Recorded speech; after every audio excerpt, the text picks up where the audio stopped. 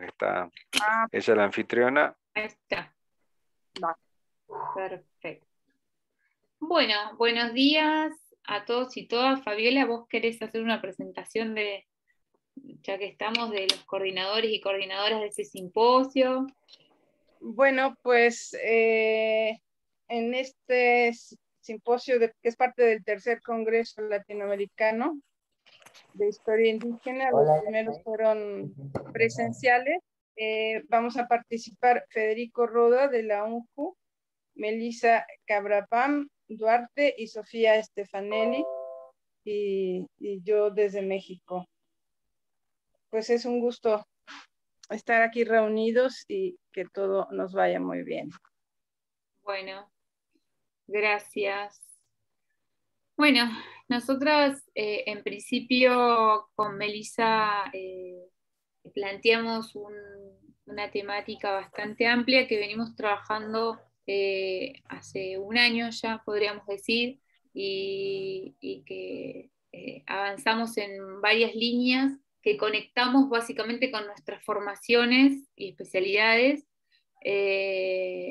Bueno, Melissa comentará, ella es antropóloga, yo soy doctora en historia, y nuestras investigaciones abarcan 2 siglos bastante complejos, diría 3 porque hasta la actualidad, ¿sí?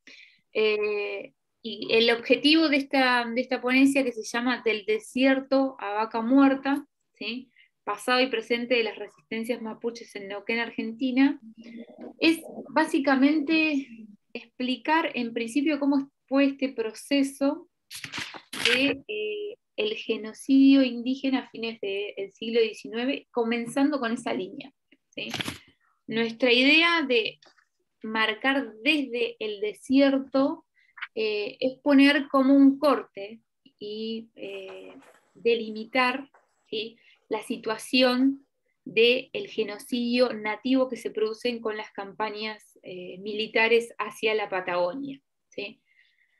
Nosotros nos centramos todo en el espacio patagónico, puntualmente en lo que es actual Neuquén, ¿sí?, nuestros estudios, y con esta avanzada militar hacia la Patagonia, lo que se da cuenta es que el Estado no solamente tiene objetivos claros económicos que se insertan en el marco del modelo agroexportador de fines del siglo XIX, ¿sí?, de avance sobre los territorios, sino que también los objetivos eran políticos económicos, de homogeneización social, de barrer, ¿sí?, con toda la frontera nativa y la sociedad originaria que ocupaba estas tierras y que ocupa actualmente, ¿sí?, y delimitar el espacio del país Argentina de esos momentos, ¿sí?, sin tener presente ningún tipo de contemplación o de consideración, podríamos decir, de las sociedades que, como les comento y les vamos a comentar, vivían en estas tierras.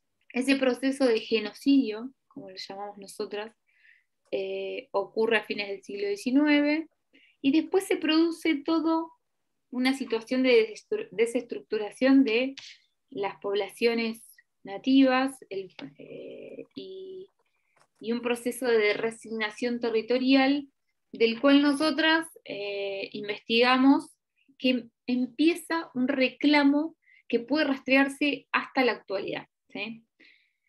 Pero no solamente el reclamo territorial post-genocidio, ¿sí?, sino también esta cuestión identitaria y cultural de reconocer al pueblo mapuche como parte integrante de estos territorios, y con una trayectoria bastante añeja, podemos decir, de muchos años en este suelo, ¿sí? Comentar el proceso de desestructuración nativa, posgenocidio, principios del siglo XX y toda la resignación territorial, el tema de las tierras y qué sujetos estatales empiezan a intervenir en ese espacio, es bastante complejo, porque hay imposiciones culturales que se le hace al pueblo mapuche, las cuales no son aceptadas, ¿sí? No perdamos de vista que estas sociedades fueron disgregadas, fueron sometidas, trasladadas de manera feroz, fueron concentradas fueron puestas en campos de concentración, literal, ¿sí? Y planteadas en unas condiciones realmente feroces, las cuales van a ser manifiestas en el siglo XX y hasta la actualidad se retoma esa complejidad misma, ¿sí? De ese proceso y esa realidad que se vivió en el genocidio, en esta etapa. Entonces, nosotros cuando hablamos de la sociedad mapuche, del pueblo mapuche, planteamos también con Melissa que las resistencias que se generan a fines del siglo XIX, principios del siglo XX, por esta desestructuración, por esta situación, ¿sí? No quedan en ese corto plazo, ¿sí? Porque vemos resistencias previas a las conquistas militares en la Patagonia, como también resistencias posteriores, con las asignaciones de tierras, ¿sí? Sino que esas resistencias continúan a lo largo del siglo XX y se pueden rastrear en la actualidad, ¿sí? Y no solamente le llamamos resistencias a los reclamos territoriales, sino resistencias de todo tipo, que bueno, a eso se va a dedicar más bien Melissa, a plantear qué resistencias y cuál es la trayectoria que tenemos en las resistencias en la actualidad, ¿sí? Meli, ¿querés ampliar vos? Bueno, ¿se escucha? ¿Se ve bien?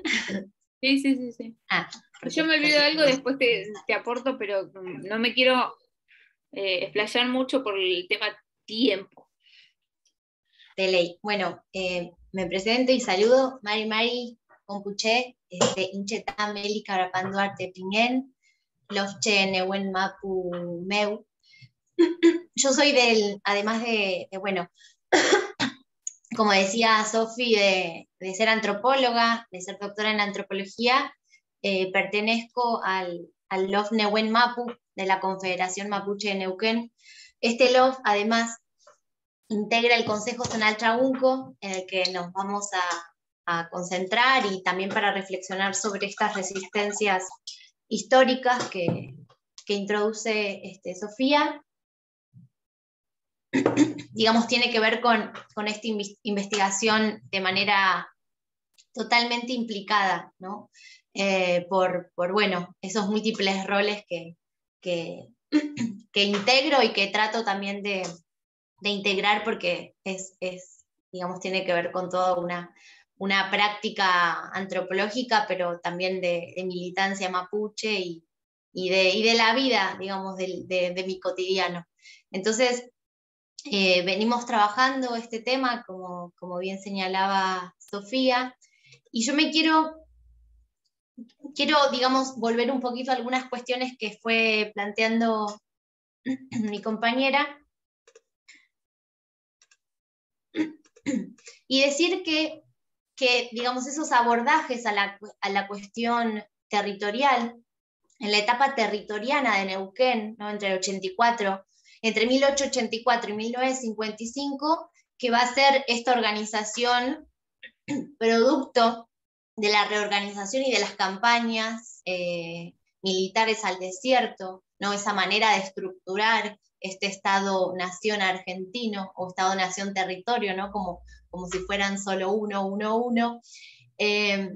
Hay una falta, digamos, al concentrarnos nosotras en este territorio o en la zona, en la región neuquina en particular, que luego se va a provincializar, pero inicialmente se trata de esta etapa territoriana, como les decía, encontramos que hay una falta, ¿no? de registros y análisis sobre esos controles y disputas entre agentes privados, estatales e indígenas.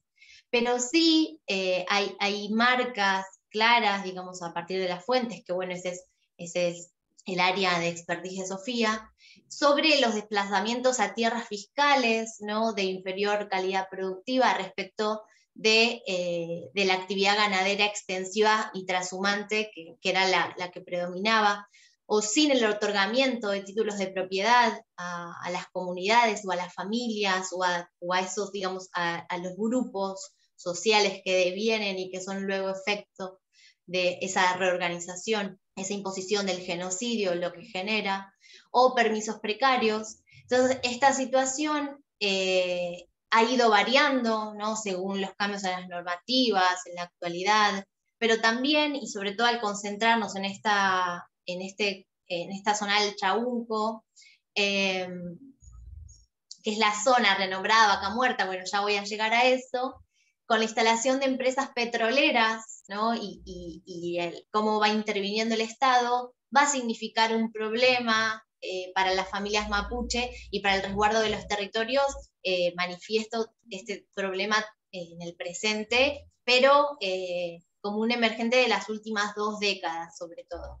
Entonces, para ir un poquito a esos mediados del siglo XX, con la provincialización inicia la integración progresiva de Neuquén a la economía nacional, ¿no?, con un espíritu industrializador, de sustitución de importaciones, en base a una increyente política extractiva de recursos naturales y de la reactivación de la explotación petrolera, que está acompañada por una serie y múltiples inversiones de grandes infraestructuras habitacionales energéticas, que hacia los 70, 80 van a cobrar, digamos, total fuerza, y que tiene que ver con el desarrollo y puesta de centrales hidroeléctricas, de represas, de polos petroquímicos, de hallazgos y explotación o exploración de yacimientos. Y esto coincide también con el gobierno del Movimiento Popular Neuquino, que produce ciertas actualizaciones, porque Felipe Zapag, por ejemplo, gobernador de ese entonces, habla de mandar en el desierto, ¿no? Entonces, ese mandar en el desierto significa retomar esa autonomía, y provincialista sobre todo, económica, pero de tintes desarrollistas, ¿no?, y de tintes que, si bien no está remitiendo exactamente ese mismo desierto con esa idea con la que avanzan las campañas militares hacia finales del siglo XIX, sí reactualiza e incorpora nuevos sentidos, ¿no? En cuanto a la agencia mapuche, no podemos dejar de comprender la participación y visibilización mapuche, que es a través de la Confederación Indígena de Neuquén. Se llamaba Confederación Indígena, entonces después se cambia a Confederación Mapuche, desde la década del 70 hacia avanzados los 80, como una agencia muy cercana a la iglesia de Jaime de Nevares, sobre todo este obispo referente en derechos humanos, entre, digamos, los más destacados, y por una política indigenista del Estado que en ese entonces, bueno, estaba muy influenciada por esta lógica del Zapag, del MPN, y que eran esos los marcos de interacción de la sociedad mapuche con el Estado, ¿no?, y las demandas habilitadas también estaban alineadas a ese proyecto político y económico que les comentaba antes. Entonces, hay en ese entonces una subordinación tolerante al indígena, ¿no? Son 30 años de políticas de reserva, las comunidades eran organizadas de manera estatal y comprendidas como reservas, que no solo reflejaba una incorporación asimilacionista, ¿no?, o incluso asistencialista, sino también de total reducción territorial. Pero desde mediados de los años 80 inicia un proceso de autocrítica de la organización mapuche, desvinculándose progresivamente de la iglesia, progresivamente de los partidos políticos, del MPN sobre todo, y la Confederación Mapuche de Neuquén comienza a poner en práctica los valores de la libre determinación, ¿no?, para fortalecer la autonomía de las propias instituciones, políticas culturales, espirituales, filosóficas, educativas. Y esto va a coincidir, digamos, y va a promover también la emergencia de marcos de derechos, que, bueno, bien implica a todos los pueblos, el convenio 269 de la OIT, la reforma constitucional, luego ya avanzados, ¿no?, en el 2007 la Declaración de las Naciones Unidas. A nivel provincial se reforma en el 2006, ¿sí? La Constitución que reconoce la preexistencia, ¿no? y sobre todo la ocupación tradicional de las tierras, que estos fueron influyendo en el contexto local, tanto argentino como norpatagónico, y fue alentando diversas acciones del pueblo mapuche en Puelmapu, en el lado, digamos, en el este del territorio ancestral mapuche, y a la recuperación y resguardo territorial en Neuquén ante la avanzada extractivista de corte más neoliberal. En particular, este Consejo Zonal Chaunco, que significa como es la zona donde confluyen los ríos, sobre todo el río Neuquén y el río Limay, se conforma hacia inicios del siglo XXI, y es una de las últimas Quiñel Mapu, que son las zonales, junto a la Lafkenche, que se conforman en la Confederación Mapuche. Hay 6 zonales que están distribuidas, digamos, con identidades territoriales diversas y propias en la provincia. No obstante, las acciones son previas a esta conformación de la zonal, ¿no? La visibilización y las resistencias de las comunidades a través de distintas acciones frente a las empresas o a los megaproyectos que se van imponiendo. Y, por ejemplo, está el proyecto Mega en el 97, que se impuso en los territorios comunitarios de Cachipaín y Painemil, con el gasoducto trasandino, ¿no? O hacia otras ciudades, digamos, una mega infraestructura que va también diversificando la matriz energética a partir de que este yacimiento, por ejemplo, sobre el cual están estas comunidades, es el yacimiento Loma La Lata, que va a traer esa diversificación a la producción de gas. Entonces, de manera acompañada y articulada, se va dando en estas acciones con la Confederación Mapuche, que además venía de la experiencia de la gran recuperación territorial de Pulmarí. Entonces, este periodo refleja o inaugura, ¿no? Un proceso sostenido y fortalecido de resistencias ante la avanzada extractivista, tanto estatal como privada. En tanto, también es retroalimentado por un proyecto político de levantamiento mapuche y de los pueblos originarios. Entonces, para ir cerrando, esta organización como Chaunco, ¿no? Como Quiñel Mapu, como zonal, acontece durante la exacerbación del capitalismo neoliberal, con sus constantes y crisis cíclicas ante la dependencia de esta matriz energética provincial y nacional extractivista basada en recursos naturales no renovables. Pero más tarde se apreciará en estas 2 décadas este agotamiento de las zonas productivas en lo que compete a hidrocarburos en particular, a la incorporación de nuevas técnicas como el fracking, ¿no? La fractura hidráulica, a la par de nuevos inversionistas y de transformaciones en la política energética nacional, incluso con la renacionalización de YPF o con el acuerdo de YPF-Chevron en el 2013, que lleva a que este territorio sea renombrado como Vaca Muerta, ¿no? Entonces siempre estuvimos hablando de este mismo territorio, a pesar de que ahora lo nombro como el territorio de Vaca Muerta y la propuesta de nuestra ponencia va por ahí, solo que desde ese entonces, digamos, o desde en este momento es así renombrado, la última década, en esa rebautización externa, nuevamente impuesta, se viene a revalorizar el desierto, ¿no? Y acontecen también rearticulaciones intra e intercomunitarias a través de la zonal, de los LOF Campo Maripe, Huircaleo, Fuchachayén, Nehuencurá, que implicó e implica procesos organizativos para la defensa de los territorios y todo lo que eso implica, pero también y sobre todo, y es ahí donde yo en particular oriento mi investigación, que tiene que ver con procesos de resurgencia mapuche.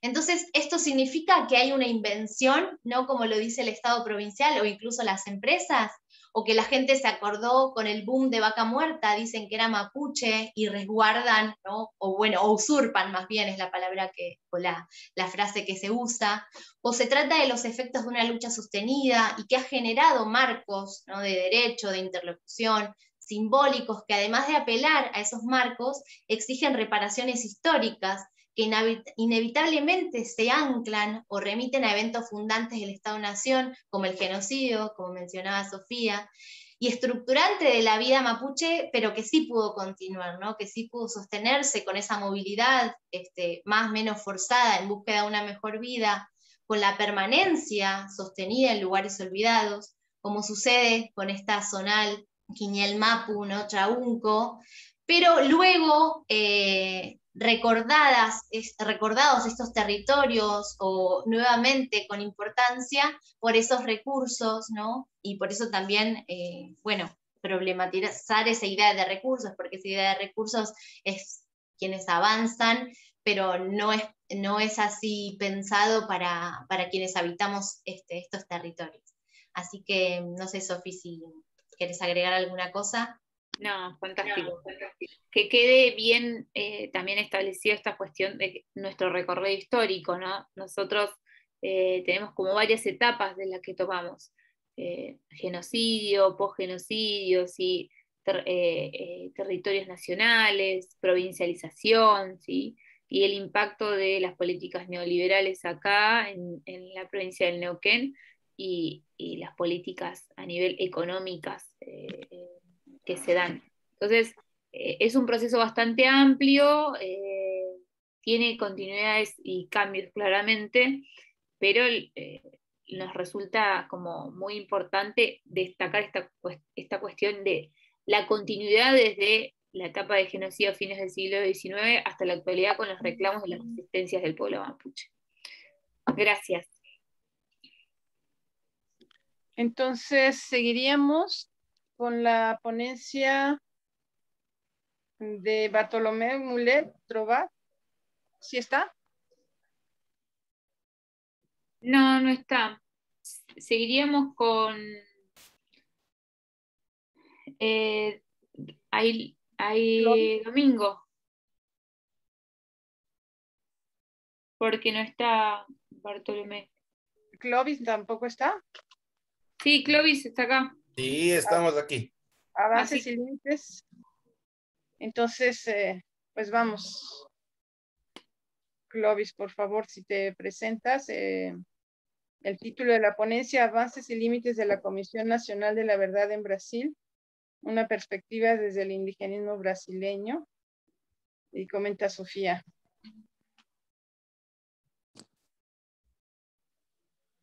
Buenos días. Me llamo Aline. En primer lugar, me gustaría agradecer a Laís la oportunidad de participar en este evento. Soy estudiante de maestría en la UNILA y estoy haciendo una investigación sobre los movimientos indígenas, indigenistas en los archivos de la dictadura militar. Clovis es el profesor que me guía y le doy la palabra para que haga la presentación. Hola, buen día. ¿Qué tal? Mucho gusto estar aquí con todos en este tercer congreso latinoamericano de historia indígena. Y una lástima que no tuvimos oportunidad de participar de los dos primeros. Y porque trabajamos desde la perspectiva de la historia indígena. Estamos aquí en la Universidad Federal de la Integración Latinoamericana, que está ubicada en Foz do Iguazú, cerquita de Puerto Iguazú y Ciudad del Este, en Paraguay. Organizamos una pequeña presentación para facilitar, tanto por el tema de nuestro portugués o el portuñol mal hablado, y también para que didácticamente se comprenda un poco mejor qué se pasó en Brasil con la dictadura militar y los pueblos indígenas y cómo estamos hoy. Entonces el tema es un poco eso, avances y límites de la Comisión Nacional de la Verdad en Brasil, una perspectiva del indigenismo brasileño. En primer lugar, pregunto, ¿Aline está consiguiendo organizar la presentación? Un momento que tengo dificultad. A mí no me está habilitado la presentar.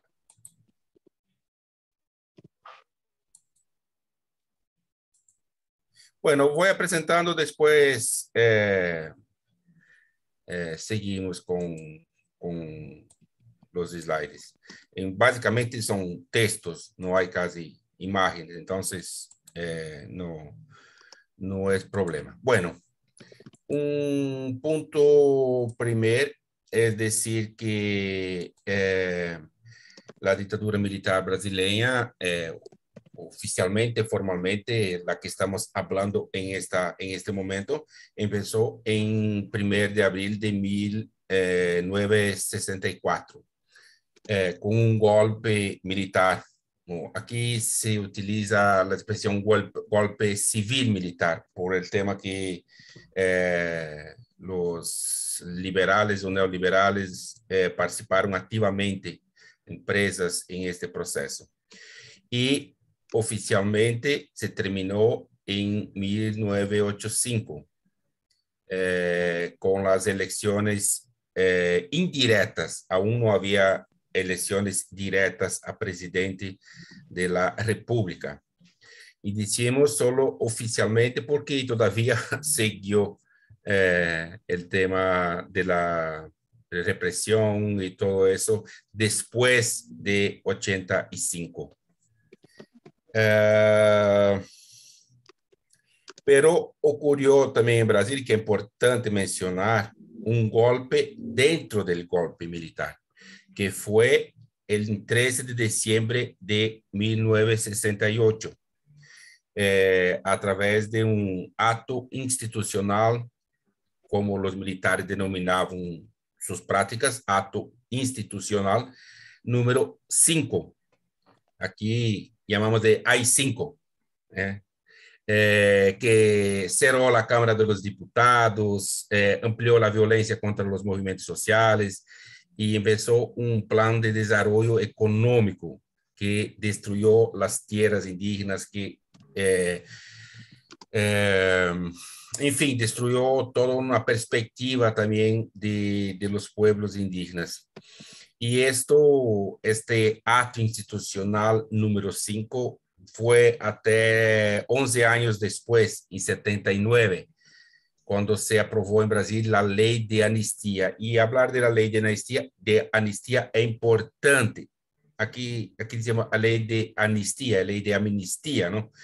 Es una ley importante porque, no la ley importante, pero hablar de ese tema es importante porque la amnistía ahora crea toda una forma de jurídicamente no permitir que los crímenes sean investigados, porque dice, bueno, todos están amnistiados, los militares, la gente, en fin, todos, entonces no hay que investigar nada. Un poco este el tema de importancia de la ley de la amnistía de 79. Algunas características del régimen militar. Primero fue tratar la gente y los indígenas como enemigos internos. Entonces no era un enemigo. Esto es un poco la característica de las dictaduras en América Latina como un todo. Pero sí, aquí se veía muy bien este tema del enemigo interno que era necesario combater. Y combater con la fuerza, combater con la represión, combater con la tortura. Y un otro punto, el desarrollo, entre comillas, el desarrollo económico, que básicamente fue la destrucción de los territorios de los pueblos indígenas. Y para los pueblos indígenas también la integración del indígena a la sociedad nacional. Se cambió incluso el órgano, después vamos a hablar de eso, que trataba de los indígenas para crear más, ser más, con más fuerza el proceso de integración del indígena a la sociedad nacional. Bueno, yo tenía aquí algunas imágenes, pero no es posible pasar, de algunas de estas obras de desarrollo económico que afectaron los pueblos indígenas, y fue en todo Brasil, y traía algunas aquí como ejemplo, como la hidroeléctrica de Balbina en la zona de la Amazonía brasileña, que afectó el pueblo Avamiria Troari. Otra hidreléctrica enorme también en el estado do Pará, también la Amazonía, pero no en el estado de la Amazonia, en el bioma Amazonia, que fue la hidreléctrica de Tucuruí. Aquí en donde estamos nosotros, en Foz do Iguaçu, la hidreléctrica binacional de Itaipú, Brasil-Paraguay, que afectó el pueblo guaraní o los Avá guaraní. Y para allá de hidreléctricas también rutas como la Transamazônica, una ruta más de 4.000 kilómetros, cruzando toda la Amazonía y avanzando sobre los territorios indígenas, llevando molestias de toda la orden y llevando gente también, para campesinos, para sentarse, o ganaderos para sentarse en estas tierras. Y hay otras, como la rodovía que en la Amazonia también, de Manaus hasta Boavista y después Venezuela, que aquí llamamos de 174, rodovía federal 174. Incluso aquí, en esta construcción de esta rodovía, en los años 70, se utilizó el ejército brasileño para asesinar indígenas. Un poco que aquí se decía que distintamente de lo que ocurrió en la Argentina con la campaña del desierto, el ejército no fue utilizado para matar indígenas, y ahora sí, con ese tema de la Comisión Nacional de la Verdad y todo que cerca eso, se descubre que sí, el ejército fue utilizado para asesinar indígenas en los años 70, ahora, recién.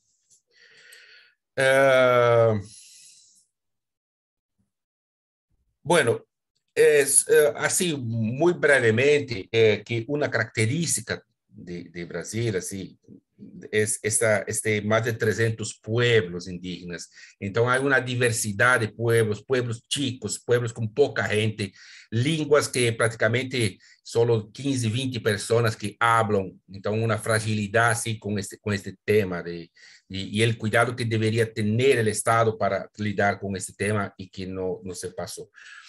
Y en el siglo XX se estimaba al menos 1 millón de personas en el principio del siglo XX, y en los años 70 se hablaba en 80 a 100.000 personas de indígenas. Hoy llega a 1 millón, pero de indígenas.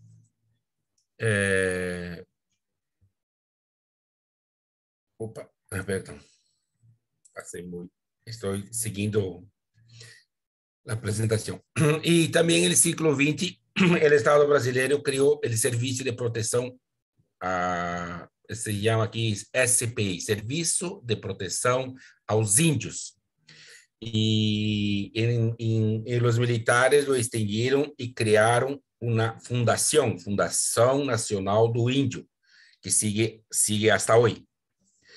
Bueno, y entonces la dictadura militar ocurrió básicamente con la Fundación Nacional, un órgano un órgano nacional para tratar de proteger a los indígenas. Y en la gestión de la FUNAI fueron pelo menos 8.000 indígenas asesinados, muertos. Los indígenas dicen, bueno, este es un número que se llegó por los pesquisadores de la Comisión Nacional de la Verdad, pero es un número mucho más amplio, no es solo 8.000. Muchos ni siquiera se sabe que murieron. Muchos están solo en la memoria de algunas personas que difícilmente vamos a tener conocimiento. Entonces, un número bajo por tanto que fue. Bueno, y para seguir un poco más rápido, porque el tiempo se va. Bueno, hay explotación de tierras indígenas, cárcel, tortura de indígenas sem amparo legal, violência contra a saúde e a educação. Aqui tenían unas imágenes de cómo la policía se preparó indígenas para ejercer ese oficio de policía contra los pueblos indígenas, utilizando mecanismos de tortura. Aquí en Brasil se utilizaba un esquema de tortura que se llamaba pau de arara, el nombre oficial. Y se utilizó eso en la formación de la policía indígena. Había cárceles indígenas en varias zonas. Bueno, entonces ese es un poco el contexto. Y la Comisión Nacional de la Verdad fue recién instituida en 2011. Vean que desde 1985, que se terminó oficialmente la dictadura, es solo en 2011 se creó la Comisión Nacional de Verdad en el gobierno de Dilma Rousseff, o sea, casi 30 años después. Justo por ese tema de que no se quiere retomar ese tema, pesquisar, porque los militares siguen todavía con toda la fuerza y dentro del gobierno, y hoy más que nunca. Y la Comisión Nacional de Verdad trabajó con el tema del principio de la justicia transicional, pero un desafío jurídico fue esta ley de la amnistía de 79. Desafío político, los movimientos más de izquierda brasileña decían que los indígenas no habían sido muertos por oponerse a los militares. Entonces fue toda una pelea amplia internamente con la izquierda brasileña. Y aquí, distinto como habló Meli sobre los mapuches, que se desvincularon recién de los movimientos más de izquierda, los movimientos sindicatos de la iglesia, aquí, siquiera esos movimientos abarcaron los indígenas. No, la iglesia a partir de los años 70 solo, pero el movimiento de izquierda no se involucra con el tema indígena. Y por eso hay un distanciamiento así entre el movimiento indígena y el movimiento de izquierda. Y los militares no aceptan la Comisión Nacional de Verdad, no aceptaban la creación y no aceptan hasta hoy. Incluso se dice que por ese tema fue que Dilma Rousseff fue sacada de la presidencia por un golpe, por ter creado la Comisión Nacional de la Verdad. Bueno, ahora para finalizar, algunos apuntes así sobre este trabajo hecho por la comisión y qué resulta ahora. O que diz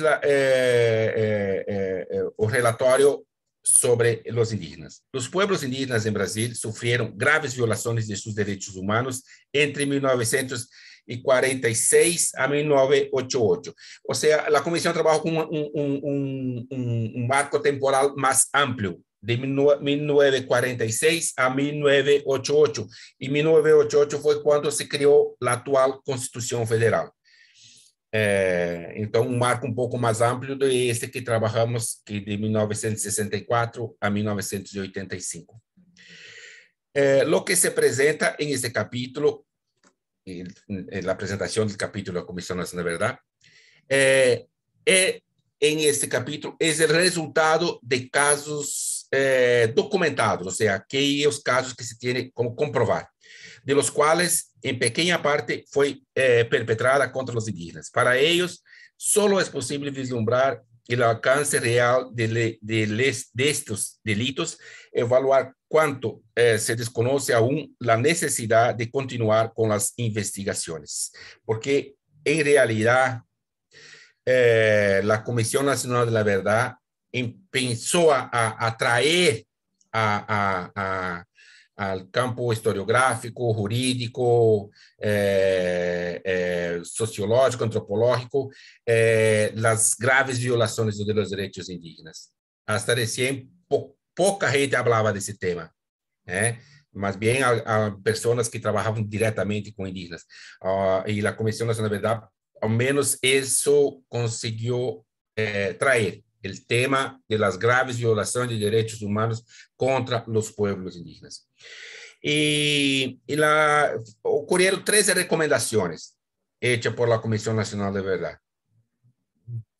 La primera, bueno, no vamos a pasar por todas, pero algunas que destacamos aquí. Un pedido de disculpa público, en fin, algo así un poco más bien del punto de vista de un reconocimiento por el Estado de que hubo esa violación. Y especialmente la creación de una Comisión Nacional de la Verdad indígena, exclusivamente indígena, que los indígenas participasen activamente de este trabajo, porque intentamos en aquel entonces, desde 2013, yo participé de ese proceso también, y queríamos que los indígenas participasen activamente, pero no se consiguió.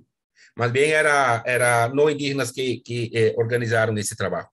Y la propuesta, una de las recomendaciones es que se cree, el Estado cree una Comisión Nacional de la Verdad indígena. Inclusión del tema de la grave violación de derechos humanos contra los pueblos indígenas en el plan de estudios oficial del sistema escolar, o sea, que el tema llegue a las escuelas. Fondos específicos para indígenas, creación de grupos de trabajo en el Ministerio de la Justicia para organizar las instrucciones y procesos de amnistía y reparación a los indígenas afectados por el hecho de excepciones. En especial, atención a los casos de, bueno, ahí hay algunos casos especiales que necesitan este aporte del Estado, del Ministerio de la Justicia.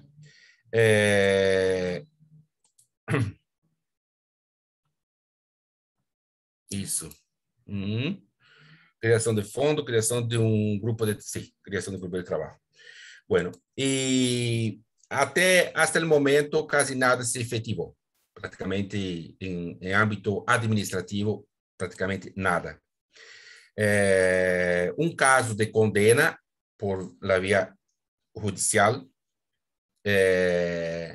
pero la condena, en nuestra avaliación, muy blanda, una condena que no condice con toda la agresión que fue contra el pueblo Krenak en esta zona más centro-leste de Brasil, la zona más, aquí decimos sudeste de Brasil. Que ahora recién, en 2021, una jueza condenó el Estado, a FUNAI y la provincia, el Estado de Minas Gerais, por este que llamó de campo de concentración, como los nazistas hacían en Alemania contra los indígenas. Bueno, y a partir de la perspectiva indígena, ellos siguen más fuertes que nunca. Sus luchas y siguen también porque no se efectiva ni siquiera aquellos derechos que están asegurados en la Constitución Federal. Y no sé, Aline, por favor, ¿quiera agregar más algo?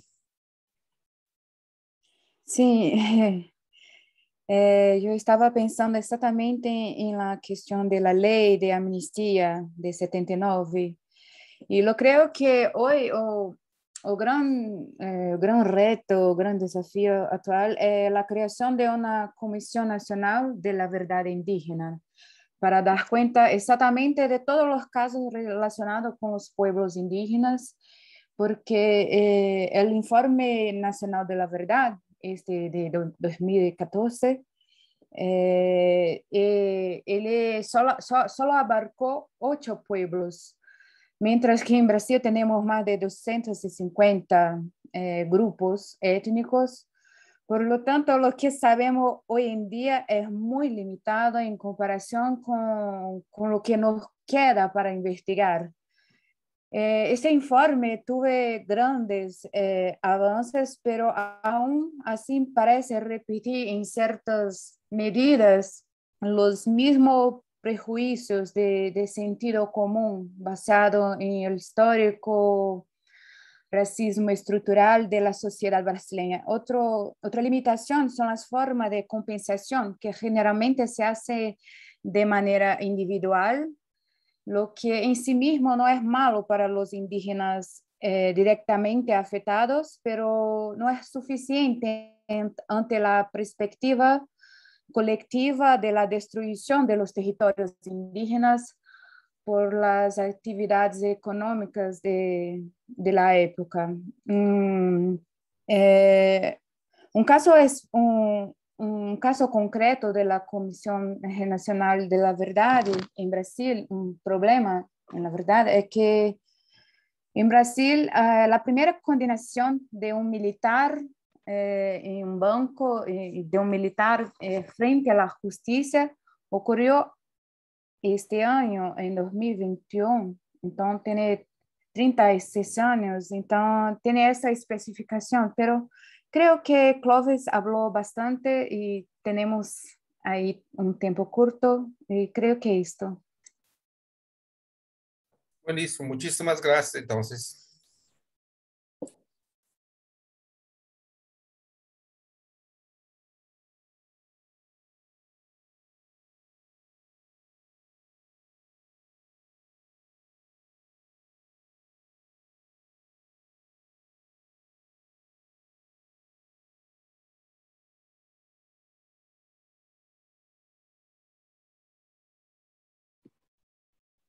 Fabiola, no tenés activado el micrófono. No sé si estás hablando.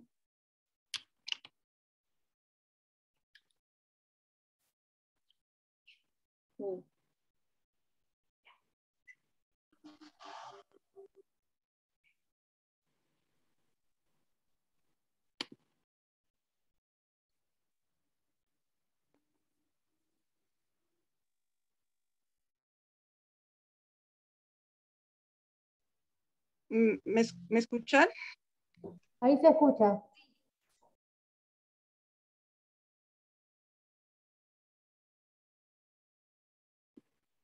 Sí, sí, se escucha. Ah, no. Ahora no. está silenciada, Fabiola.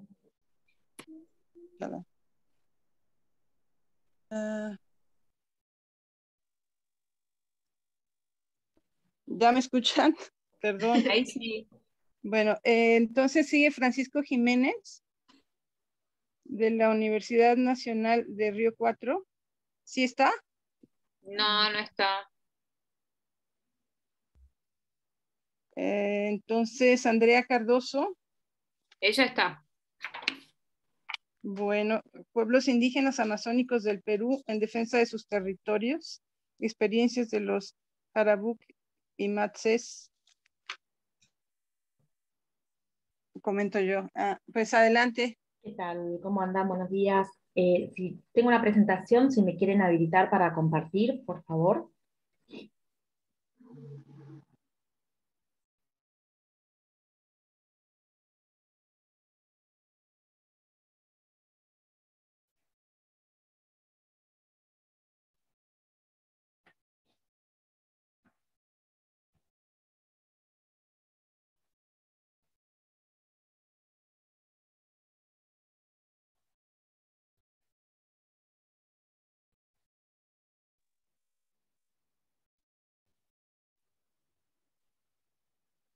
Por si acaso todavía no puedo, no estoy habilitada, ¿sí?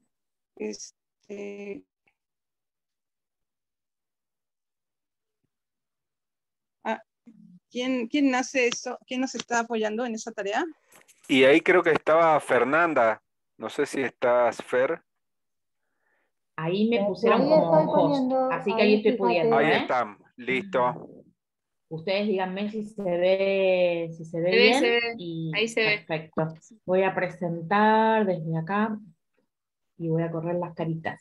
Bueno, como bien decían, sí, el tema de la ponencia tiene que ver con los pueblos indígenas amazónicos del Perú en defensa de sus territorios, y bueno, la idea es conversar sobre algunas experiencias de estas luchas de dos pueblos indígenas que son el Arangut y el Maxés de allí de la Amazonía peruana.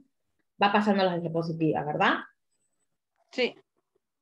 Bien, breve marquito teórico que tiene que ver con donde estoy trabajando estas temáticas. Uno tiene que ver con los movimientos indígenas latinoamericanos, su reemergencia y su expansión en un ciclo más amplio de los movimientos sociales también de esta región, con un fuerte cuestionamiento a las políticas neoliberales.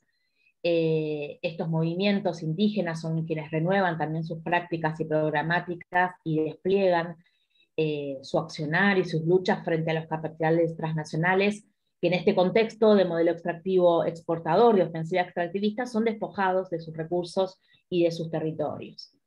En este sentido, el extractivismo, como también otras de las cuestiones, de los debates tan ricos que tenemos desde las ciencias sociales, tiene que ver con que sitúo a la actualidad a este modelo extractivo exportador como un tipo de extracción de bienes comunes de la naturaleza, en gran volumen o alta intensidad, orientados especialmente a ser exportados como materias primas sin procesar o con un procesamiento mínimo. Tiene, por supuesto, y lamentablemente, efectos destructivos sobre el ambiente, la naturaleza, pero también sobre las poblaciones, en este sentido, indígenas. Y luego, la tercer clave tiene que ver con las cuestiones de territorio, entendido como un escenario de relaciones sociales, un espacio, digamos, definido y delimitado por y a partir de relaciones de poder. En este sentido no es un espacio inalterable, sino que es configurado y reconfigurado por estas relaciones. Y los conflictos territoriales son producto de la profundización de estas políticas neoliberales, de estos extractivismos, y parte de un proceso de expoliación de recursos naturales que producen la desterritorialización, así como también disputas por el control de las formas de uso y acceso a los territorios. Ahí pueden ver algunos, digamos, de los autores y autoras, en su mayoría latinoamericanos y latinoamericanas, en algunos, por supuesto, y algunas en los cuales basamos estas aproximaciones. Una breve presentación de estos dos pueblos, en principio el pueblo Arangut, con algunas fotografías para que puedan conocer a aquellos quienes no los conocen. Este pueblo puede haber sido la primera población que habría poblado Madre de Dios hace 3.500 o 5.000 años atrás, e incluso la más numerosa de la región. Madre de Dios queda en el sur de la Amazonía peruana, ¿sí? Colinda con el Cusco, también del Perú, con Bolivia y con Brasil, es zona de triple frontera. Es un pueblo que ha estado, digamos, que ha sido víctima también por el boom del caucho, y en ese sentido ha bajado y ha disminuido muchísimo la población. Uno de los testimonios de uno de los líderes, Arangut, Jaime Coricepa, dice que el aniquilamiento de los indígenas era permanente y que los caucheros invitaron al pueblo Arangut para hacer la pacificación. Les ofrecieron un brindis, luego hicieron una fiesta con licor, los emborracharon y los envenenaron, y este genocidio fue perpetrado por orden de los grandes caucheros, y ahora a estos señores se les reconoce como héroes, tanto como Arana, Fitzcarral y otros. Es llamativo incluso que Fitzcarral es una de las avenidas más importantes de Puerto Maldonado, la capital de Madre de Dios.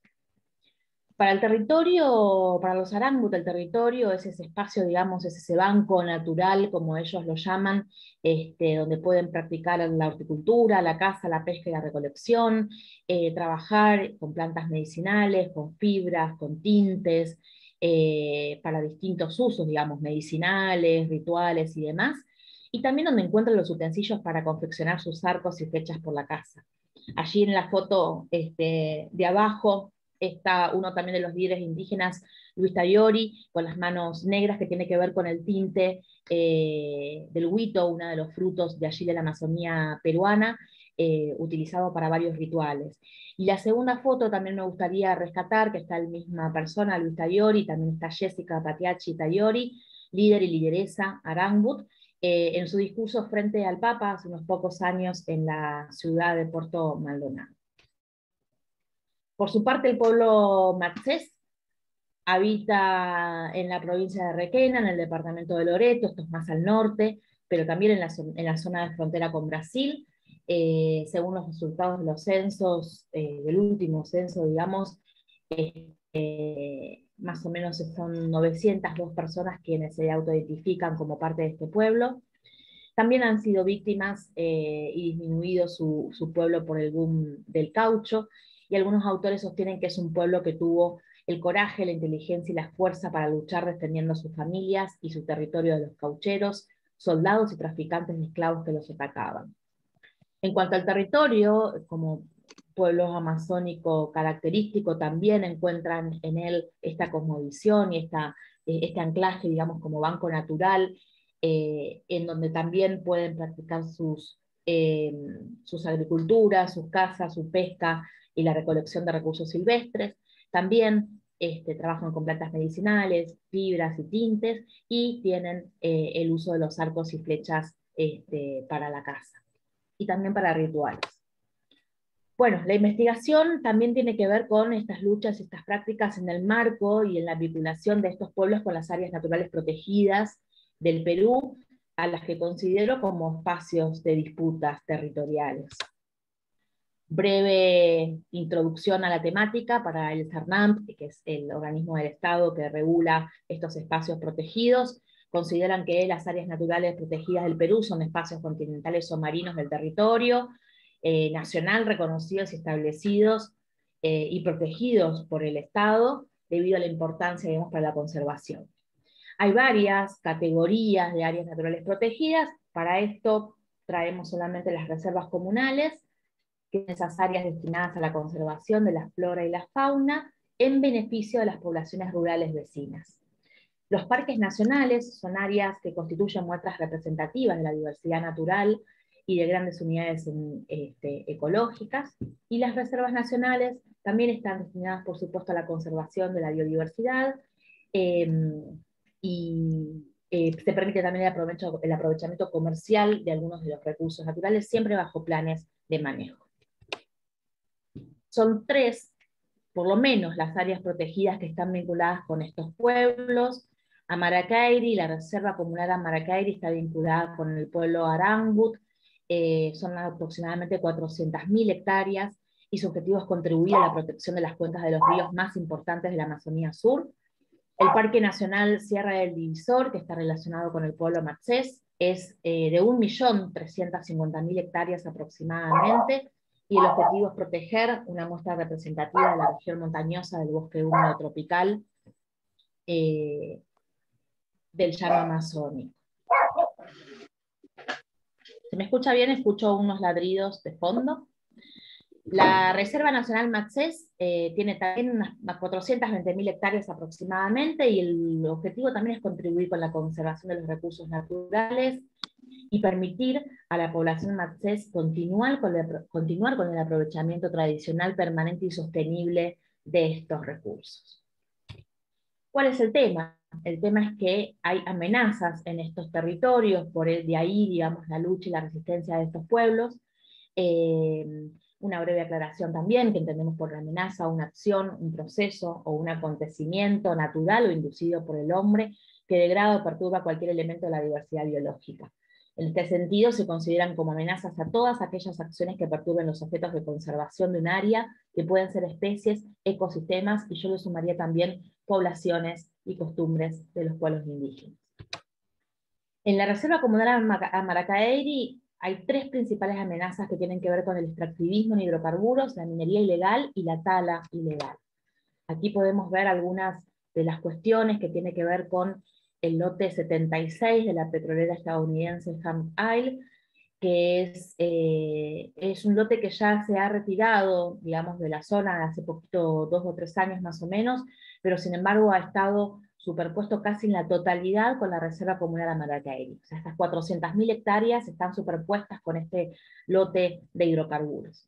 La postura, digamos, de este pueblo frente a esta exploración y explotación de petróleo tiene que ver con pronunciamientos, palabras y testimonios, demandas al Estado, total rechazo a esta intromisión de la petrolera, preocupación por los impactos ambientales que tienen que ver con los residuos sólidos, contaminación de los ríos, del ambiente y la naturaleza, y también los impactos sociales que tienen que ver con la destrucción de condiciones de vida y rompimiento de lazos sociales.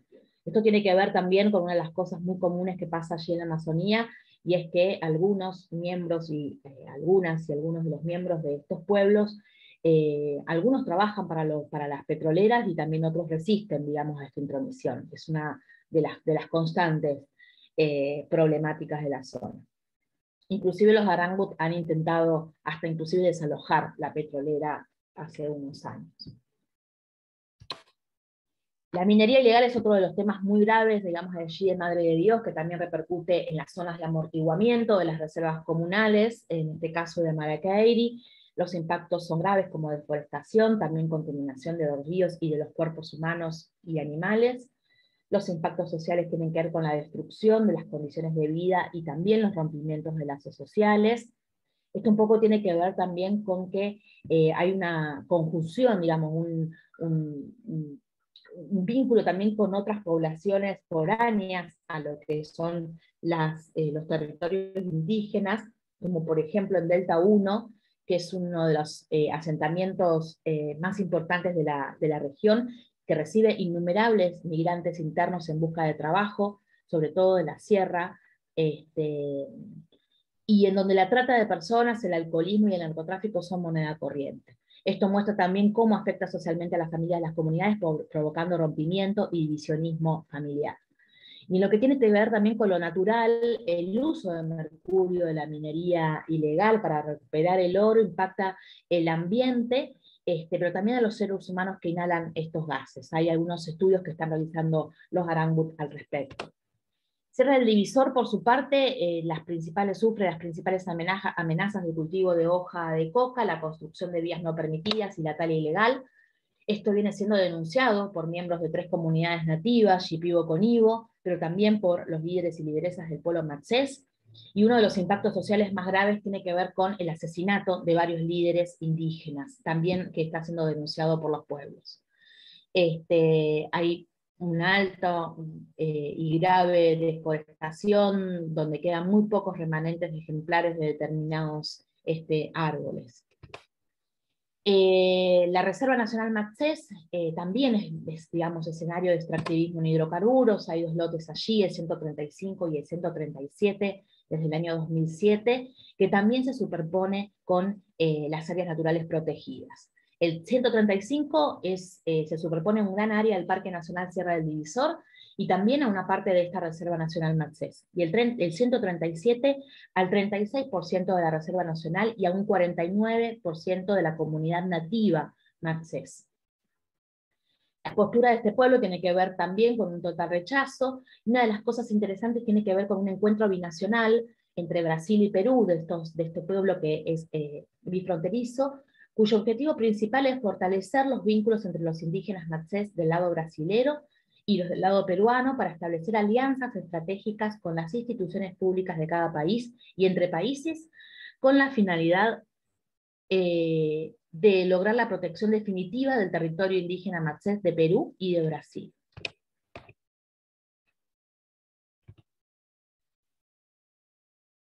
Los impactos de estos lotes tienen que ver con que es una zona donde el hogar de los indígenas, también es una zona del hogar de los indígenas no contactados de este pueblo Matsés.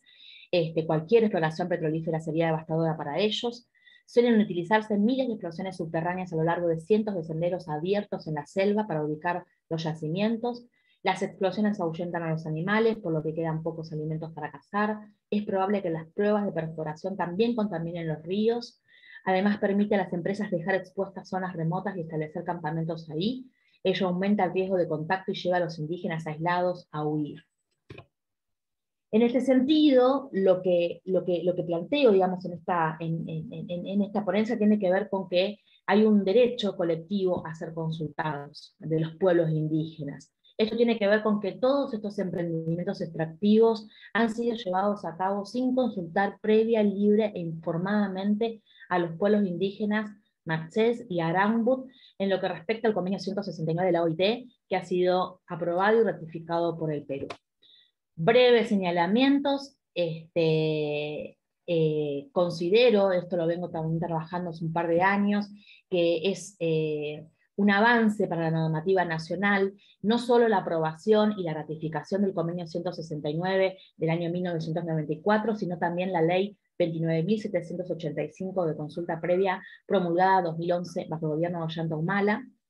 Pero lo más importante es entender, digamos, que la consulta es un derecho de los pueblos indígenas y es un deber de los estados, no de terceros, ni de privados, ni de transnacionales.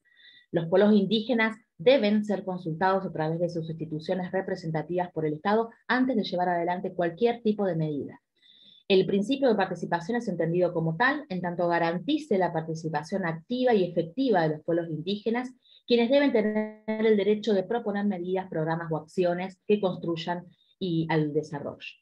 Y hay una serie de principios, tanto amparados, digamos, en el convenio 169 como en la ley, donde rescatamos la buena fe, los procedimientos adecuados y regulando el cumplimiento en todo el proceso de consulta. Hay muchas características que tienen que ver con las etapas y los pormenores que está en la ley y en su reglamentación, que bueno, exceden, digamos, este espacio. En este sentido, tanto lo del pueblo Arango como el Macés han participado de consulta previa a pedido de ellos como una forma de lucha y de resistencia, en donde aún estando los emprendimientos activos, los pueblos han pedido al Estado que se haga consulta previa sobre estas relaciones, digamos, con las áreas protegidas. Para el caso de los Arambut han participado, entre otros procesos de consulta, por una medida que aprueba la modificación de la zonificación contenida en el Plan Maestro de la Reserva Comunal Amaracay. Y para el pueblo Macés, una medida que aprueba la categorización de la zona reservada Sierra del Divisor como Parque Nacional. Son dos procesos de consulta que ya han empezado y han culminado, donde podemos rescatar algunos puntos pequeños gracias, digamos, a esta lucha y esta participación, insisto, impulsada por los mismos pueblos y no desde el Estado. Uno tiene que ver para los Arangut es que las organizaciones indígenas, que son la FENAMAD y la Coraima, las más digamos, importantes, han tenido sus representantes en la etapa de diálogo, que es una de las etapas de este proceso de consultivo. Ha habido, gracias a este proceso, unos cambios en la zonificación de la reserva comunal que marcan un compromiso por conservar y preservar tanto el patrimonio cultural de las comunidades, la diversidad biológica, pero también hay un punto a resaltar, y es la ampliación de la zona de recuperación de la Reserva Comunal Amaracay. ¿Qué pasa? De 200.000 hectáreas aproximadamente a 1 millón de hectáreas. Esta zona, digamos, de recuperación, que es otra de las zonificaciones que tiene la ley peruana, tiene que ver con que es una de las zonas más impactada por la minería informal y por la deforestación producto del extractivismo hidrocarburífero, ¿sí? Que tienen que ver con dos de las demandas y reclamos que han venido llevando adelante las organizaciones de este pueblo desde hace muchísimos años. Por otro lado, también para rescatar es el plan maestro de esta reserva, que expresa que para disminuir y eliminar las actividades ilícitas en las zonas de amortiguamiento se cuenta con un programa de vigilancia y control que está cogestionado por la jefatura de la Reserva Comunal y el ejecutor del contrato de administración. Esto es que participan tanto agentes del Estado, guardaparques, como los mismos comuneros, ¿sí? Hay algo que quizás no dije, que las reservas comunales tienen de la importancia y característica que no tienen otro tipo de áreas protegidas, y es que están cogestionadas entre el Estado y los beneficiarios, ¿sí? O sea, las comunidades nativas del pueblo indígena Arangut en este caso. Y para el caso del pueblo Macés, algunos puntos de ese proceso de consulta previa que tiene que ver con el Parque Nacional Sierra del Divisor, es que la misma comunidad nativa ha señalado 4 sitios sagrados y lugares donde se realiza aprovechamiento de recursos, como mitallo o colectar huevos de taricaya. Esto ha quedado ahí plasmado en el expediente del proceso, y también se han presentado recomendaciones y fueron aceptadas relacionadas con la gestión del área. Un puesto de vigilancia en el río Yaquerana, límite con la comunidad nativa, instalar una oficina de coordinación en el anexo de Puerto Alegre, ubicación de carteles informativos a lo largo de la cuenca de Yaquerana, y que el personal guardaparque sea de los pueblos indígenas.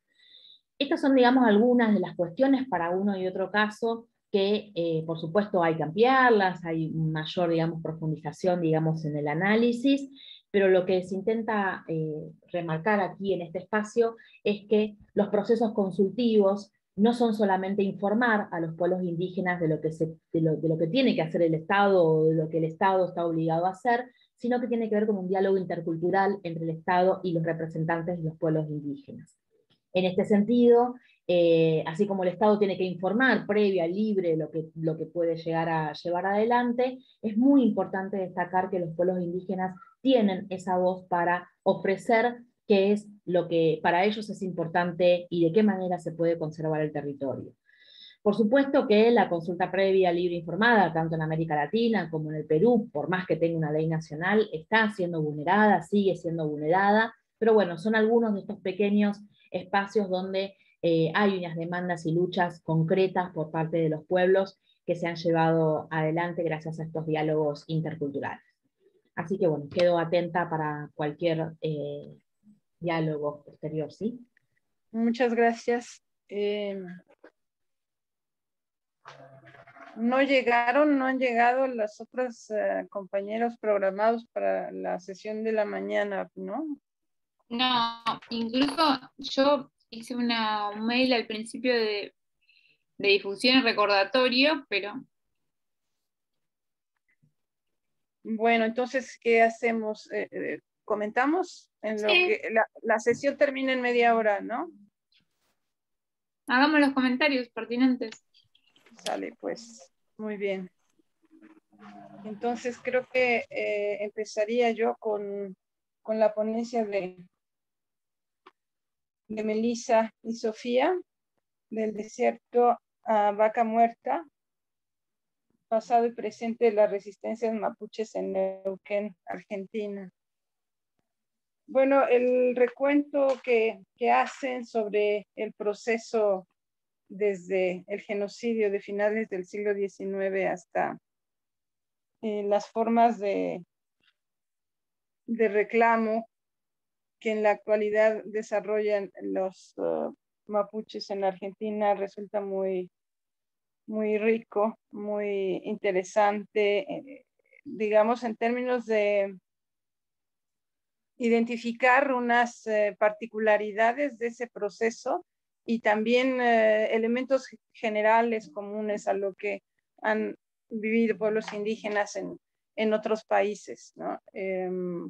Bueno, esta estrategia particular asumida por el gobierno argentino de eliminar, ¿no?, a la población, que no lo logra y persiste la población, pero con unas posibilidades de reproducción de la vida muy, muy limitadas, ¿no? Muy, muy afectadas, y de la utilización de sus territorios, de la incorporación al espacio jurídico argentino y al mercado de tierras, ¿no? y al capital en general, y esta estrategia de homogeneización social, que es la otra forma de genocidio, ¿no? A través del etnocidio, y de eliminar el espacio de reproducción de la población indígena y de su cultura. Hay una disputa entre dos identidades. Para existir la identidad argentina tiene que anular a la identidad mapuche en este caso, ¿no?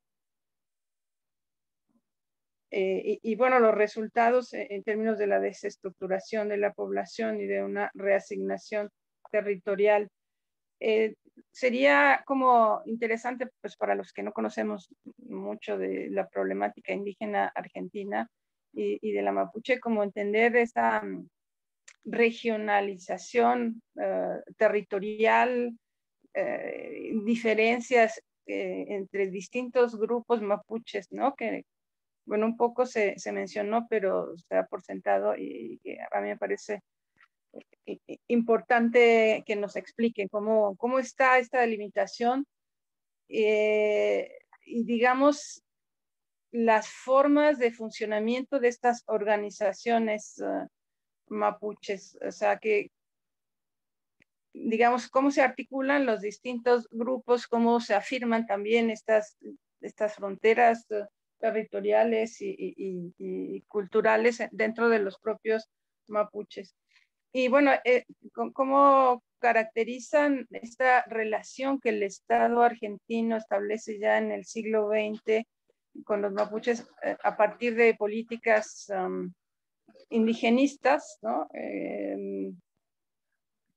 Digamos, de algún cierto acuerdo ya para resolver, digamos, en forma no tan beligerante por cada parte estas relaciones, ¿no? A partir de los años 70, ¿no? Tengo entendido. Y bueno, que en ese mismo sentido, en la exposición no queda muy claro cómo son estos procesos de reclamo territorial, de resistencia de los mapuches antes, ¿no? Entonces, bueno, al parecer en la etapa desarrollista, en la etapa pues de cierto estado de bienestar que se haya alcanzado en Argentina, hay como, es consistente con una política indigenista, ¿no? Que trata de negociar ciertos elementos. Y bueno, también este proceso que concluye, como en todas partes, con el neoliberalismo que marca una ruptura de estas políticas indigenistas del Estado, el reconocimiento de ciertos derechos como el derecho a la tierra, y al mismo tiempo la legislación internacional que va a permitir digamos, el apelar a ciertos derechos que son reconocidos por los países, no por voluntad propia, sino por presión externa. Y entonces, digamos, ahí hay como un cambio radical también en las propias estrategias de los indígenas, ¿no? Y en este caso de los mapuches, de cómo apelan a esta legislación, hay un cambio en el discurso, esta idea de la autodeterminación, ¿no? Entonces, o sea, no es solamente la voluntad de las poblaciones indígenas de apelar a esa institucionalidad, sino también es una decisión estatal a partir del neoliberalismo de romper con los pactos preexistentes, con los acuerdos y con unas relaciones, digamos, más pacíficas con los pueblos indígenas. Bueno, es muy interesante también el análisis que hacen de estos procesos de afirmación de autonomía mapuche, ¿no? Cada lógica autonómica parte de un contexto particular. No es lo mismo la autonomía zapatista ante un Estado que fue omnipotente, omnipresente, capaz de llegar a todos los territorios y de imponer unas pautas, que formas de autonomía ejercidas en otros países, en otras condiciones, en donde el Estado a veces no está tan presente y no llega. Entonces hay como una cierta continuidad de formas de reproducción material. Pero bueno, llegan las empresas, en este caso el petróleo, ¿no? O el gas. Y los territorios indígenas se empiezan a asumir por el Estado como un patrimonio de la nación, y entonces el beneficio no es, o sea, es una forma de expropiación de los derechos territoriales de los pueblos indígenas que los estados ejercen a pesar de la legislación internacional de reconocimiento de los derechos indígenas, ¿no? Y bueno, también este cambio me parece muy importante porque es parte de lo que yo voy a analizar. Plantean ustedes cómo los mapuches, digamos, volcarse en la nueva circunstancia, a apelar a la autodeterminación y, digamos, ante la ruptura de ese relativo pacto con el Estado, rompen con la Iglesia, que es como un apoyo que tuvieron en todas partes o en muchas partes los indígenas, como para acceder a determinados recursos técnicos útiles para la defensa de sus derechos, y también rompe con los partidos, con las organizaciones.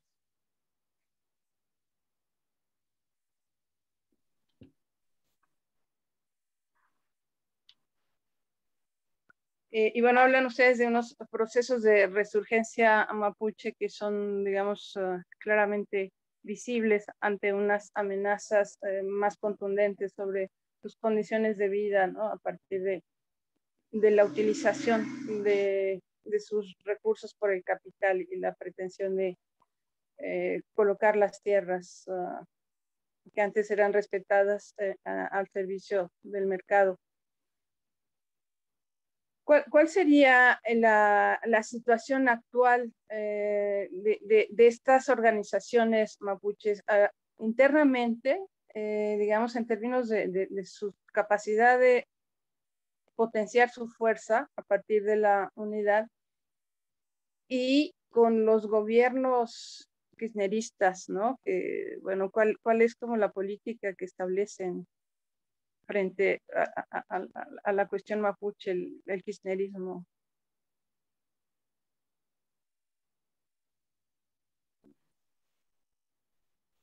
¿Ya estaría, Fabiola? Sí, me parece, bueno, muy interesante. Bueno, gracias, Meli. Si querés, yo empiezo con algunas respuestas y después, bueno, continúas vos. Bueno, muchas gracias por tu aporte y por los comentarios. Vos nos preguntabas de las fronteras, de las resistencias, cómo eran, que ampliemos en ese sentido.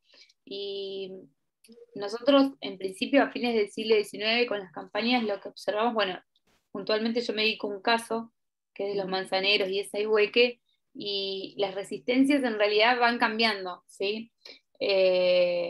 Muchos resisten de forma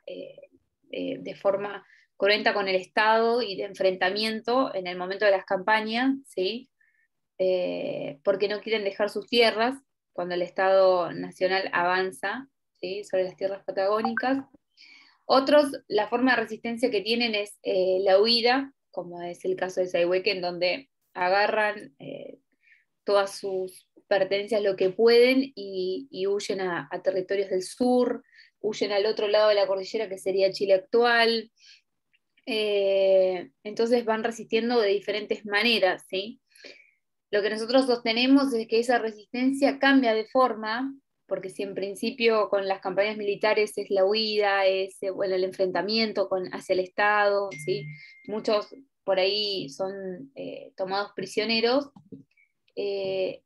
Cuando finalmente se entregan los últimos loncos en el 85, la resistencia cambia de forma porque la prioridad es la asignación de tierras, ¿sí?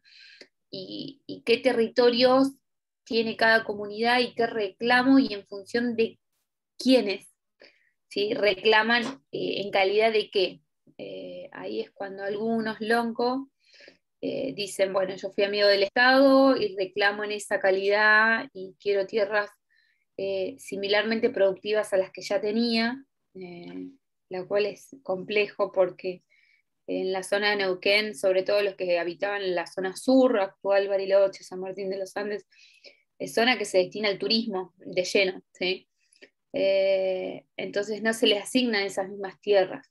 Y la lucha va a ser todo el siglo XX la cuestión territorial y de qué tierras se les asignan a esas comunidades, ¿sí? Y cómo se le asignan y la propiedad de la tierra que se les da y cómo la pueden usufructuar y trabajar, ¿sí? Entonces, cuando hablamos de resistencia, nosotros decimos, va cambiando y después, en la actualidad, ¿a qué se resiste? ¿Sí? Como esa es la parte que les comentaba mayoritariamente Melissa.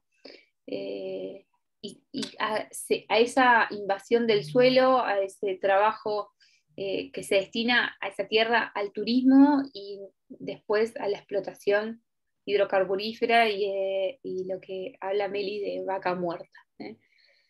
El escenario es muy diverso a fines del siglo XIX y a lo largo del siglo XX, que va cambiando por las políticas propias también de gobierno. No es lo mismo este contexto de resistencias y de fronteras a fines del siglo XIX, cuando se están consolidando los estados nacionales de Argentina y Chile, que después con territorios, ¿sí?, nacionales, con la provincialización y con lo que son las políticas neoliberales a fines del siglo XX.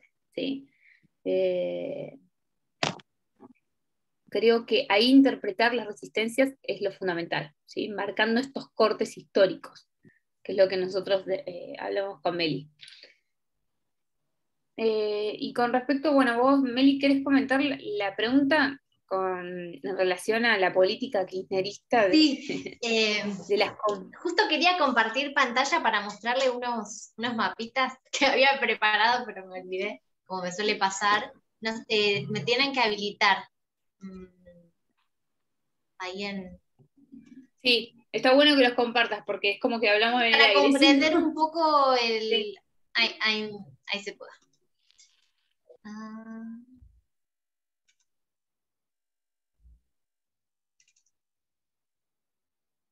A ver, ¿se ve?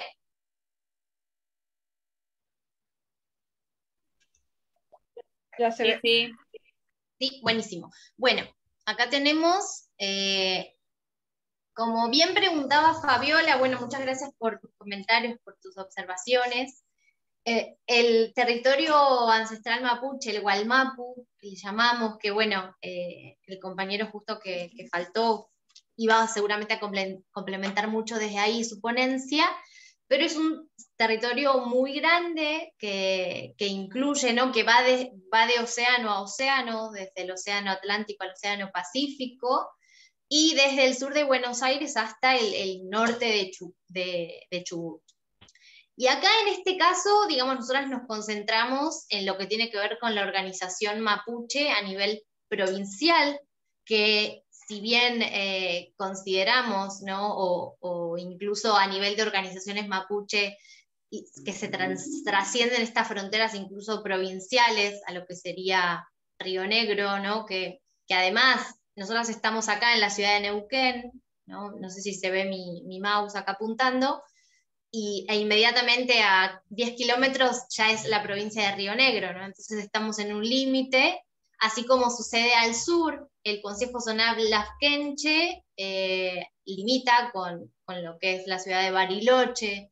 Entonces las interacciones finalmente organizativas o para distintas acciones trascienden esas fronteras, así como sucede también con Gulumapu, ¿no? Con Chile. Acá tendríamos la cordillera de los Andes, la Putama-Huiza, le decimos, que los tránsitos y los intercambios o incluso, digamos, los espacios ceremoniales han sido históricos, y lo que tiene que ver, por ejemplo, en el volcán Lanín, que está acá en la zona, en el Consejo Zonal Huiliche, se realiza una ceremonia, un Ilipún, que es histórico, que convoca y ha convocado históricamente a gente, digamos, de los dos lados. Entonces, a pesar de reconocer esas interacciones, la Confederación Mapuche de Neuquén se organiza en estas 6 zonales o Quiñel Mapu, que implican a distintas ciudades y también comunidades o LOF. LOF es la denominación que también tiene que ver con esa autodenominación, ¿no? Y una recuperación lingüística de la lengua ancestral, y de nombrar incluso toda la organización y todos los conceptos también en el Mapuzungún. Y en nuestro caso, o como bien decía Sofi, cada zonal tiene sus particularidades territoriales, ¿no? Sus símbolos, si se quiere, en relación a lo que habita allí. Por ejemplo, el Consejo Zonal Pehuenche tiene que ver con el pehuen, ¿no? que es un árbol. Entonces, Picunche refiere al norte. La zonal Lafkenche, Lafken son lagos, entonces es la zonal de los lagos, en este caso la zonal de los ríos. Esa identidad territorial está totalmente, digamos, puesta incluso en esa idea, pero también en cuanto a cuáles van a ser los conflictos, ¿no? Si lo queremos pensar, o las negociaciones que se dan, o las convivencias, ¿no? O los despojos, también van a tener que ver con, bueno, cuáles son esos bienes comunes que se ponen en disputa, y en ese caso, en particular, todo lo que tiene que ver con el área cordillerana, más bien predominan conflictos con las inmobiliarias, ¿no? Con terratenientes, que no significa que en la zonal Chaunco, como acá se ve en el mapa, ¿no? Que es esta afectación vaca muerta, que es esta formación geológica enorme, que incluso cubre también Río Negro, parte de Río Negro, parte de la provincia de Mendoza, pero sí cómo esta zona, ¿no? Esta área de afectación y zona que está marcada con rojo, es propiamente la de las comunidades de del Consejo Zonal Chaunco, que hay autonomía dentro de los consejos zonales, ¿no? Tienen sus propios loncos, coordinadores, huerquén, sus propias autoridades, pero que al momento o a la instancia de los parlamentos, que eso es una forma que continúa vigente, esos parlamentos, cuando acontecen, bueno, generan la unión de todas estas zonales, pero aunque no se den esos parlamentos, distintas acciones, ¿no?, llaman a que se convoquen y se congreguen. Por ejemplo, ahora, recientemente, el Consejo Zonal Chaunco se encuentra en una disputa territorial, una de sus comunidades, y eso va a activar un relevamiento territorial que quedó, digamos, pendiente, porque la ley de relevamiento territorial sucede con el kirchnerismo, ¿no? Se aplica en el 2006, la 2660, sin embargo, nunca llega a hacerse efectiva en la provincia de Neuquén, ¿no? Entonces, esto, por ejemplo, es para darles un ejemplo, cómo esa acción y esa disputa, ¿no?, con actores estatales va a generar que se firme ahora un convenio para que el resto de las comunidades, las 64, una buena parte, una enorme parte, por lo menos un 30%, no han sido relevadas y reconocidos plenamente sus territorios, ¿no?, y limitados para garantizar esa autonomía. Entonces, esa acción, ese conflicto va a generar que sean, digamos, en algún punto beneficiados, aunque no quiero usar esa palabra, pero digamos que tenga efecto sobre los distintos consejos zonales. Entonces hay una interacción, digamos, y una presencia constante con eso. O así cuando sucede algo que demanda, ¿no?, esa urgencia organizativa a nivel más Confederación Mapuche Neuquén. Y luego dentro de cada consejo zonal hay un conjunto de comunidades, en nuestro caso tenemos 12 comunidades, que también tienen sus propios órganos, ¿no?, de autoridades. Y en cuanto a la pregunta, sobre todo, ¿no?, que también me dejaba Sofi, de esta organización en el kirchnerismo, si bien se da un nuevo, podemos, ¿no?, decirlo, a diferencia de lo que venía aconteciendo o lo que va a venir después con el macrismo, se da una nueva interacción, o por lo menos una nueva representación, ¿no?, de los pueblos originarios en Argentina, en como reconocimiento, ¿no?, y celebración, esa gran marcha de los pueblos originarios en el Bicentenario. Sin embargo, en lo que tiene que ver en nuestro propio contexto, también la política neodesarrollista, ¿no?, lo que también puede entenderse como neoextractivismo, viene a generar un conflicto, porque a la vez que se está dando toda esa política de reconocimiento indígena, estas nuevas normativas, y muchísimas, ¿no?, también intentos por aplicar y finalmente efectivizar la consulta y demás, a niveles locales, esos intereses, ¿no?, de capitales y del Estado, hacen que, bueno, entre en un total conflicto y quiebre en lo efectivo, en lo territorial, pero también en un orden de disputa de simbólico y de lo fuerte que es la idea del desarrollo, ¿no?, y que cómo se reactualiza bajo etiquetas de nacional popular, ¿no? Y entonces de ahí me sonaba muy interesante lo que planteaba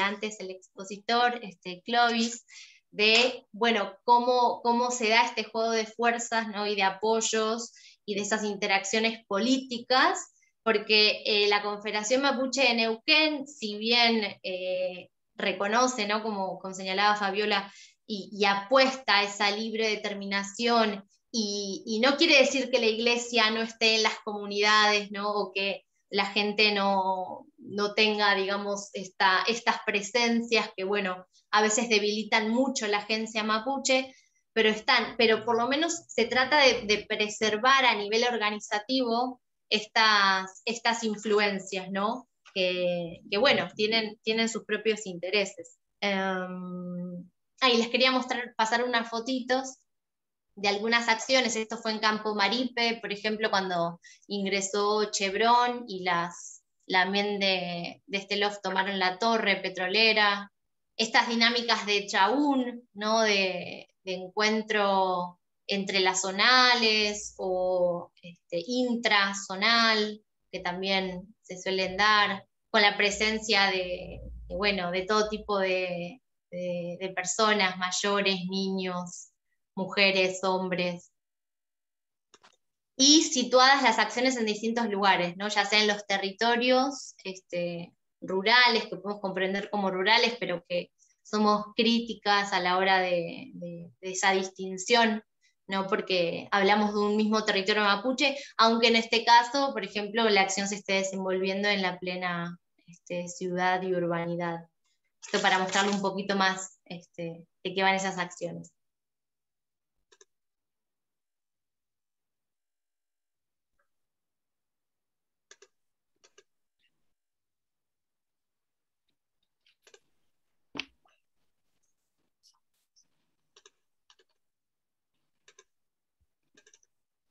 Estoy intentando dejar de compartir, ¿eh? Sí. Entonces, ¿ya terminaste? Yo creo que sí, para dejarle el espacio al resto de los comentarios. Yo tengo aquí una consulta porque terminamos, según esto, la sesión en 4 minutos, ¿no? O yo estoy, como yo estoy 2 horas antes, digo, Sí, para mí pero son las 9:55. propongo, Fabiola, como que terminemos los comentarios. ¿Vos decís que se corta?